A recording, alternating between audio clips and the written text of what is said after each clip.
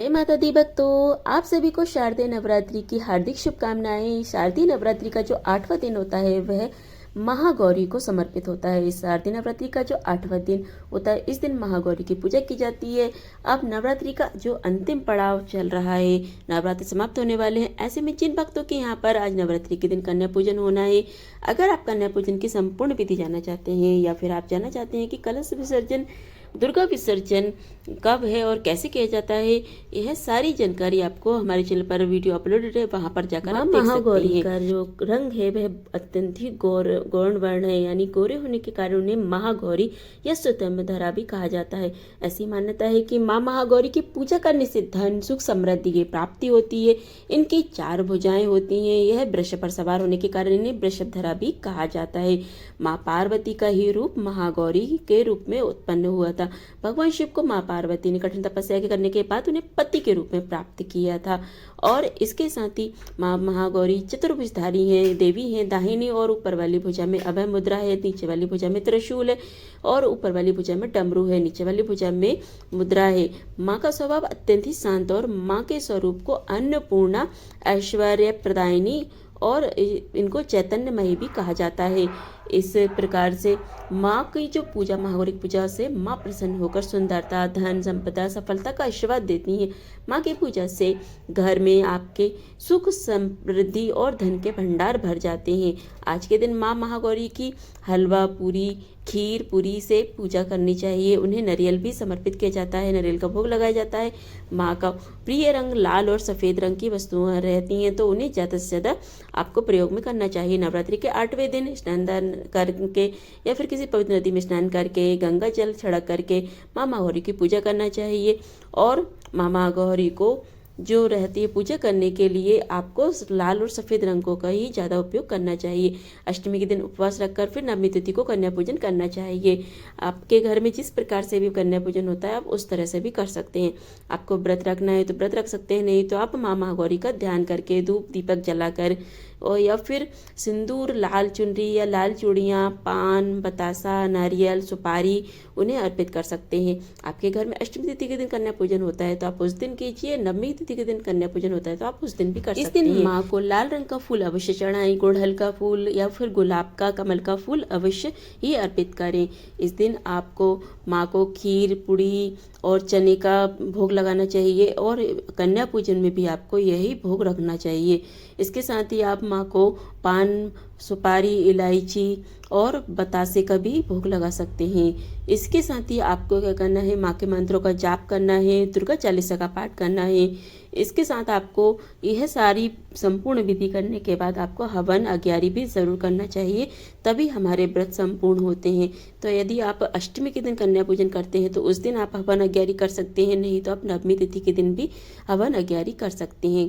दुर्गा चालीसा का पाठ करें, कन्या पूजन करें और व्रत कथा ज़रूर सुने। अष्टमी तिथि के दिन भी और नवमी तिथि के दिन भी आपको व्रत कथा अवश्य सुननी है। इसके बाद कथा सुनने के बाद, आरती करने के बाद आप अपनी पूजा संपूर्ण कर सकते हैं। चलिए अब हम सुनते हैं माँ नवरात्रि के जो अष्टमी तिथि की व्रत कथा सुनते हैं। पौराणिक कथा के अनुसार हम सभी जानते हैं कि एक बार देवी पार्वती, माँ पार्वती भगवान शिव से नाराज हो गई थी, क्योंकि भगवान शिव ने हास्य परिहास में उन्हें काली कलूटी कह दिया था। और माँ देवी पार्वती ने बहुत कठिन तपस्या की और उन्होंने यह कठिन तपस्या श्री ब्रह्मा जी के वरदान पाने के लिए की। तब कर ब्रह्मा जी ने मिले वरदान के बाद उनका जो वर्ण था वह अत्यंत ही गौर हो गया। इसके बाद से वह महागौरी के नाम से विख्यात हुई। आप देवी पार्वती की जो महागौरी के रूप की कथा सुनते हैं, आपने बहुत बार सुना होगा कि, लेकिन वो सारी कथाएं बहुत ही संक्षेप में थी। इस प्रकार से हम विस्तार पूर्वक कथा सुनते हैं। आपको केवल शिव महापुराण में कथा सुनने को मिलेगी। विस्तार पूर्वक जो कथा है आज हम आपको सुनाने वाले हैं। कृपया आज की इस कथा को जरूर सुनिए। इसके बाद आप कमेंट बॉक्स में अगर आपको कथा अच्छी लगी हो तो जय माता दी जरूर लिखें। पौराणिक कथा के अनुसार शुंभ और निशुंभ नाम के 2 दैत्य उत्पन्न हुए थे। वे परस्पर भाई थे। उनके तपोबल से प्रभावित होकर परम श्रेष्ठी ब्रह्मा जी ने उन दोनों भाइयों को यह वरदान दिया था कि इस जगत के किसी भी पुरुष से तुम मारे नहीं जा सकोगे। तब उन दोनों ने भी ब्रह्मा जी से प्रार्थना की कि पार्वती जी के अंश से उत्पन्न जो अयोनिजा कन्या उत्पन्न हो, जिसे पुरुष का स्पर्श मात्र ना हुआ हो और जो पराक्रम से संपन्न हो, उसके प्रति काम से भाव से पीड़ित होने पर हम युद्ध में उसी के हाथों से मारे जाएं। और उनकी इस प्रार्थना पर श्री ब्रह्मा जी ने तथास्तु कहकर उन्हें वरदान दे दिए। तभी से युद्ध में देवराज इंद्र आदि देवताओं को जीतकर उन दोनों दैत्यों ने जगत को अनिति पूर्वक वेदों के स्वाध्याय से रहित कर दिया। तब ब्रह्मा जी ने दोनों के वध के लिए एक बार भगवान शिव से प्रार्थना की। ब्रह्मा जी कहने लगे कि हे प्रभु, मैं हे भोलेनाथ, आप एकांत में जाकर के देवी की निंदा करके जैसे भी हो सके उन्हें क्रोध दिलाइए। रूप रंग की निंदा से उत्पन्न हुई काम भाव से रहित कुंवारी स्वरूपा शक्ति को निशुंभ और शुंभ के वध के लिए देवताओं को अर्पित कीजिए। श्री ब्रह्मा जी के इस प्रकार से प्रार्थना करने पर भगवान शिव ने एकांत में ले जाकर देवी पार्वती की निंदा करते हुए मुस्कुराकर कहा कि देवी, तुम तो काली हो। तुम सुंदर वर्ण वाली देवी पार्वती अपने श्याम वर्ण के कारण यह आक्ष सुनकर बड़ी क्रोधित हो गई और भोलेनाथ से मुस्कुराकर समाधान रहित वाणी में बोली कि प्रभु, अगर मेरे इस काले रंग पर आपका बिल्कुल भी प्रेम नहीं है तो इतने लंबे समय से आप अपनी शिक्षा का दमन क्यों करते रहे थे? कोई स्त्री अगर सुंदरी ना हो तो, अगर पति उसके प्रेम में ना हो तो अन्य समस्त गुणों के साथ उसका जन्म लेना भी व्यर्थ हो जाता है। और आपने मेरे जिस रूप की निंदा की है, जिस रूप रंग की इस एकांत में निंदा की है, अब मैं उस वर्ण को त्याग कर दूसरा वर्ण ग्रहण करूंगी और फिर मैं स्वयं भी मिट जाऊंगी। ऐसा कह करके देवी पार्वती सैया से उठकर खड़ी हो गई और तपस्या के लिए दृढ़ निश्चय करके गद गद कंठ से जाने की आज्ञा मांगने लगी। इस प्रकार से प्रेम भंग होने से भयभीत होकर भोलेनाथ स्वयं भवानी को प्रणाम करते हुए बोले कि हे प्रिय, मैंने तो हास्य परिहास में आपसे यह बात कह दी। मेरे इस अभिप्राय को ना जानकर तुम कुपित क्यों हो गई? आप मुझ पर प्रेम नहीं होगा तो बताओ मेरा किस पर हो सकता है? जगत जननी माता को मैं पिता हूँ, अधिपति हूँ, फिर भी तुम पर मेरा प्रेम ना होना भला कैसे संभव हो सकता है? हम दोनों का यह प्रेम भी क्या कामदेव की प्रेरणा से हुआ है? बिल्कुल नहीं, क्योंकि कामदेव की उत्पत्ति से तो पहले ही जगत की उत्पत्ति हुई और कामदेव की सृष्टि तो मैंने साधारण लोगों की रति करने के लिए की है। कामदेव के साधारण देवता के समान मानकर मेरा कुछ तिरस्कार करने का मन नहीं था, इसलिए मैंने उसे भस्म कर दिया। हम दोनों का यह लीला विहार भी जगत की रक्षा करने के लिए है, अतः उसी के लिए आज मैंने तुम्हारे प्रति पर यह हास्य परिहास पूर्वक बात कह दी है। मेरे इस कथन की सत्यता तुम्हें कालू कलटी कहने का मेरा जो अर्थ है, मेरा मतलब है, वह तुम्हें बहुत जल्दी पता चल जाएगा। देवी कहने लगी कि हे भगवान, पति के प्यार से वंचित होने पर जो नारी अपने प्राणों का भी परित्याग नहीं कर देती, वह कुलांगना और शुभ लक्षणा होने पर भी सत्य पुरुषों द्वारा निंदित की जाती है, निंदित समझी जाती है। मेरा शरीर और वर्ण का नहीं है तो इस प्रकार से आपको बड़ा दुख होता है। क्रीड़ा में है, परिहास में आप मुझे इस प्रकार से काली कलूटी क्यों कहते हैं? मेरा कालापन आपको प्रिय नहीं है और इसलिए अब मैं सत पुरुषों द्वारा भी निंदित हूँ। तब तपस्या द्वारा इसका त्याग किए बिना मैं यहाँ पर नहीं रह सकती। देवी को क्रोधित हुआ देखकर भगवान शिव बोले कि देवी, अगर अपनी शांता को लेकर तुम्हें इस प्रकार दुख हो रहा है तो इसके लिए तुम्हें तपस्या करने की क्या आवश्यकता है? तुम मेरी या अपनी इच्छा मात्र से दूसरे वर्ण की हो जाओ। तो देवी कहने लगी कि प्रभु, मैं आपसे अपने रंग का परिवर्तन नहीं करवाना चाहती हूँ और खुद भी इसे बदलने का संकल्प नहीं ले सकती। अब तो तपस्या द्वारा श्री ब्रह्मा जी की आराधना करके ही मैं शीघ्र गौरी हो जाऊंगी। अब भगवान शिव देवी को समझाते हुए कहने लगे कि महादेवी, पूर्व काल में मेरी ही कृपा से तो ब्रह्मा जी को ब्रह्म पद की प्राप्ति हुई थी, इसलिए तपस्या द्वारा तुम उन्हें बुलाकर फिर क्या करोगी? तो देवी कहने लगी कि भोलेनाथ, इसमें कोई संदेह नहीं है कि यहाँ पर जो भी ब्रह्म देवी हैं, ब्रह्म देवता हैं, सभी देवी देवता गण हैं, सभी आपकी ही इच्छा से आपकी आराधना करके ही अपने मनवांछित इच्छा पूर्ण करना चाहती हूँ। देवी की ऐसा कहने पर भगवान शिव मुस्कुराते हुए मौन हो गए और देवताओं का कार्य सिद्ध करने की इच्छा से ही उन्होंने देवी को रोकने के लिए बिल्कुल भी हट नहीं किया। फिर पतिव्रता देवी पार्वती पति भगवान शिव की परिक्रमा करके उनके वियोग से होने वाले दुख को किसी तरह रोक करके हिमालय पर्वत पर चली गई। उन्होंने पहले सखियों के साथ जिस स्थान पर कठिन तपस्या करके करी थी उसी स्थान पर उनका विशेष प्रेम हो गया था, इसलिए वह इस बार भी उसी स्थान पर तपस्या के लिए चुना। अब देवी कठिन तपस्या में लीन हो गई।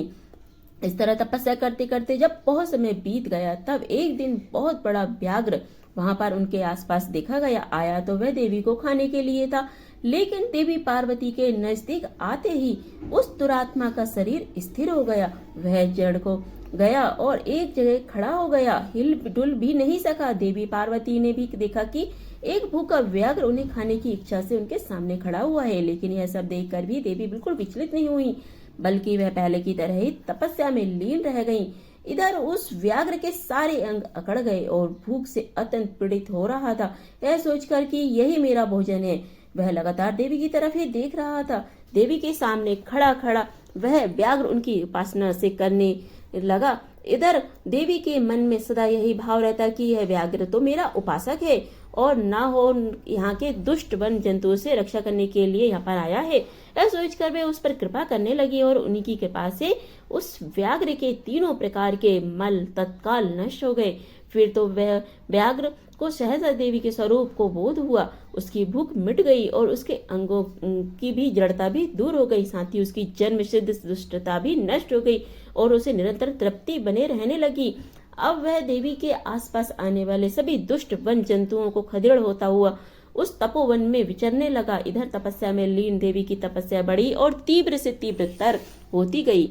उनकी इस कठिन तपस्या से प्रसन्न होकर श्री ब्रह्मा जी वहां पधारे और देवी ने उनके योग्य अग्र दे करके उनका स्वागत सत्कार किया। बदले में उनका भी सत्कार और अभिनंदन करके ब्रह्मा जी भी अनजान की तरह देवी से तपस्या का कारण पूछने लगे, बल्कि स्वामी ब्रह्मा जी ने भोलेनाथ को ऐसा करने के लिए कहा था।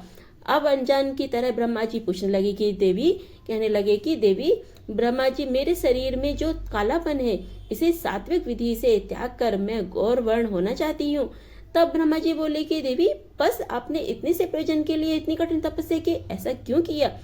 क्या इसके लिए आपकी इच्छा मात्र ही पर्याप्त नहीं थी, या फिर आपकी यही एक कोई लीला है? अगर आपकी यह भी कोई लीला है तो आप उसके लिए मेरे एक अविष्ट फल की भी सिद्धि कर दीजिए। देवी निशुंभ और शुंभ नामक दो दैत्य हैं, उन्हें मैंने वरदान दे रखा है। इससे उनका घमंड बहुत बढ़ गया है और वे देवताओं को सता रहे हैं। उन दोनों को आपके ही हाथ से मारे जाने का वरदान प्राप्त हुआ है, इसलिए अब देर करने में कोई लाभ नहीं है। अब आप क्षण भर के लिए सुस्थिर हो जाइए। आपके द्वारा जो शक्ति रची या छोड़ी जाएगी वही उन देवी दोनों की मृत्यु हो जाएगी। ब्रह्मा जी इस प्रकार प्रार्थना कर गिरिराज कुमारी देवी पार्वती सहसा अपनी काली त्वचा के आवरण को उतारकर गौर वर्णा हो गई। काली त्वचा मय अवतारण रूप से त्यागी गई उनकी शक्ति थी। उनका नाम कौशिकी और वह काले मेघ के समान कांति वाली कृष्णवर्णा कन्या हो गई।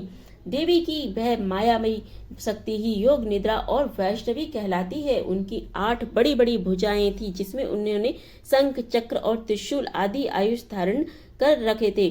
फिर देवी ने उनकी अपनी सनातन शक्ति को श्री ब्रह्मा जी के हाथ में दे दिया और वही देवी शुंभ और निशुंभ को वध करने वाली हुई। तब ब्रह्मा जी ने देवी को सवारी के लिए प्रबल सिंह वरदान दिया। उनके साथ ही आया था, वह देवी के साथ रहने के लिए ब्रह्मा जी ने विंध्यगिरी पर वास स्थान दे दिया। वहां नाना प्रकार के उपचारों से उनकी पूजा की गई। देवी जी ने ब्रह्मा जी से उस व्याघ्र के लिए प्रार्थना की और कहा कि हे ब्रह्मा जी, यह व्याघ्र अब मेरी शरण में आ गया है, इसलिए अब मैं इसका त्याग नहीं कर सकती हूँ। इसलिए अब मैं इस व्याघ्र को भी मेरे साथ रहने की आज्ञा प्रदान करें। अब देवी गौर वर्ण धारण करके अपने भोलेनाथ के पास पहुंचकर देवी ने उनसे कहा कि देव, यह व्याघ्र मैं आपके लिए भेंट लाई हूँ, आप इसे देखिए। इसके समान मेरा उपासक दूसरा कोई नहीं है और इसने दुष्ट जंतुओं के समूह से तपोवन में मेरी रक्षा की थी और यह तो मेरा अनन्य भक्त है। और जरा देखिए तो मेरी प्रसन्नता के लिए यह अपना देश छोड़कर भी यहाँ आ गया। महेश्वर, अगर आपको मेरे आने से यहाँ प्रसन्नता हुई है और अगर आप मुझसे अत्यंत प्रेम करते हो तो मैं चाहती हूँ कि यह व्याघ्र नंदी की आज्ञा से मेरे अनंतपुर के द्वार पर अन्य रक्षकों के साथ रहकर उन्हीं के चिन्ह धारण करके सदा स्थिर रहे। जब भगवान शिव ने कहा कि देवी, मैं अत्यंत प्रसन्न हूँ, फिर तो ऐसा कहते ही वह व्याघ्र उसी क्षण लचक हुई स्वर्ण जट वेद की छड़ी रत्नों से जटित विचित्र कवच, किसी आकृति वाली छुरी और रक्ष कोच वेश धारण करके गणाध्यक्ष के पद पर प्रतिष्ठित दिखाई दिया। उसने उमा सहित महादेव और नंदी को भी आनंदित किया था, इसलिए वह व्याघ्र सोम नंदी नाम से व्याख्यात हुआ। जय माता दी। यह थी माँ महागौरी की विस्तार पूर्वक कथा।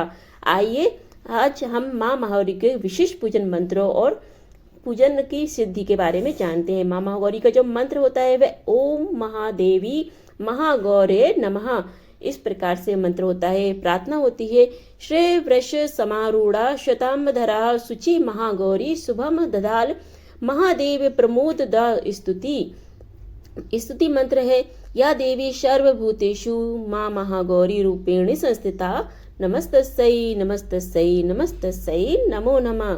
इस तरह से माँ महागौरी के मंत्र स्तुति प्रार्थना करने के बाद आप महागौरी की आरती करें और आरती करने के बाद माँ महागौरी से क्षमा प्रार्थना करना है। इस प्रकार से आपकी पूजा संपन्न हो जाएगी। आज के दिन हमने माँ महागौरी की व्रत कथा, प्रार्थना मंत्र और साथ ही हमने स्तुति मंत्र जाना है।